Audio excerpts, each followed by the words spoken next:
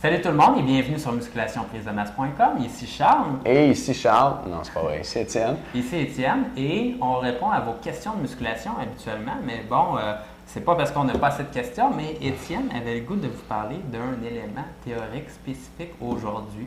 Et c'est quoi le nom encore, Étienne? C'est la variation spécifique. La variation spécifique. Puis apparemment que ça mange du poisson en hiver, hein? Ça mange du poisson parce que dans les graines de lin, il y a de la ligane, ça fait baisser votre niveau de testostérone. Ouais. Vous pouvez aller voir notre vidéo là-dessus cette semaine, là, faites bien attention.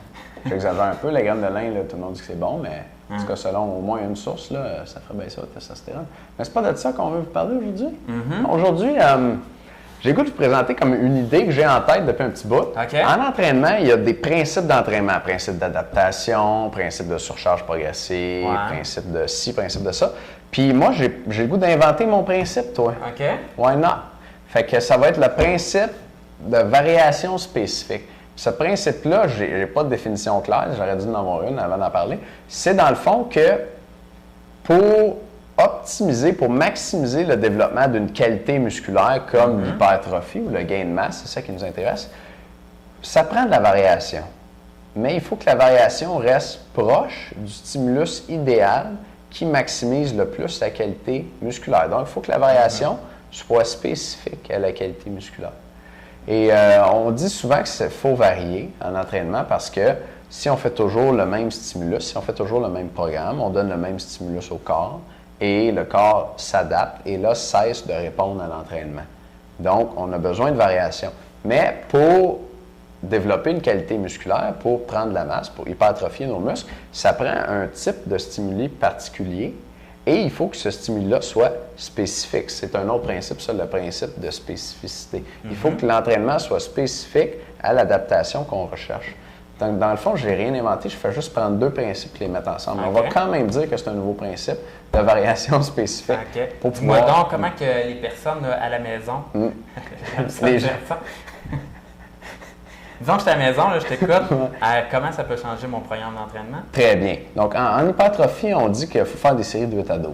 8 à 12, c'est la fourchette de répétition la plus spécifique qui va vous faire prendre de la masse. Mais, c'est intéressant, à l'intérieur de la fourchette, on a quand même une légère variation.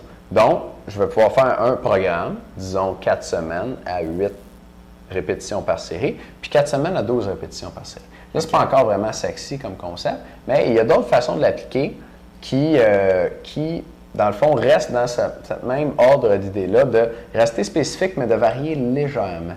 Puis c'est peut-être une erreur que les gens font, là, on varie trop. T'sais. On va changer de programme, on change le nombre de répétitions, le nombre de séries, on change le nombre de séries, on change tous les exercices, puis on change la technique spéciale. Mettons, on faisait des drop sets, puis là on fait des supersets. On a tout changé. Puis là, c'est plus assez spécifique. Il faut rester un petit peu plus collé sur le stimuli le plus spécifique, la meilleure méthode d'entraînement pour prendre la masse. Puis faire des petites variations pour réussir à aller chercher les gains de force. Les gains de force aussi, c'est important. Je vais aller avec un autre exemple de variation spécifique sur l'hypertrophie, puis je vais revenir sur la force. Mettons, vous faites un programme en série de 8, un programme en série de 12, là, vous avez un programme en série de 10, votre corps commence à catcher à joke que c'est des séries de 8 à 10. Fait que là, vous faites un programme en série de 10, mais vous faites un autre exercice, mettons du leg extension avant vos squats. Donc, vous faites de la pré-fatigue. C'est une technique de pré-fatigue. Donc, je pense que les variables les plus importantes au niveau macro, là, c'est le nombre de répétitions par série. Puis après ça, au niveau micro, des variables moins importantes, mais qui vont quand même vous permettre de varier, c'est la technique de surcharge. Donc, drop set, super série, pré-fatigue, post-fatigue, des séries trichées avec un partenaire, etc., etc. Donc, variation spécifique. Puis au niveau de la force? Au niveau de la force, bien là, c'est sûr que faut être spécifique à l'hypertrophie pour prendre la masse. Mais pour prendre la masse, c'est intéressant aussi de développer sa force, on le dit souvent, puis je veux le répéter aujourd'hui pour ne pas avoir l'air de dire qu'il faut faire juste l'hypertrophie tout le temps. Pour prendre la masse, il faut lever lourd, il faut qu'il y ait beaucoup de tension mécanique sur le muscle. C'est un des stimuli, un des mécanismes qui explique la prise de masse musculaire. Et pour mettre beaucoup de tension mécanique sur le muscle pendant vos séries en hypertrophie, c'est bon de faire des cycles de force de temps en temps pour augmenter votre force. Et là, revenir en hypertrophie, lever plus lourd et mettre plus de tension mécanique sur vos muscles.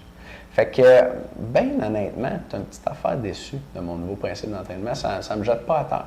Non? Non, on va le mettre quand même pour, dans le fond, variation spécifique, c'est pour vous rappeler qu'il faut changer, mais qu'il faut rester proche de ce qu'on veut entraîner comme stimulus. C'est correct, ça Moi, change? je trouve ça correct. Ouais, OK. Puis, écoutez, on parlait de tension mécanique. Si vous voulez rajouter de la tension mécanique Sur sur votre votre bench press, press. puis rajouter possiblement 30 livres à votre bench press avec 10 conseils, 10 trucs techniques qu'on a à vous offrir.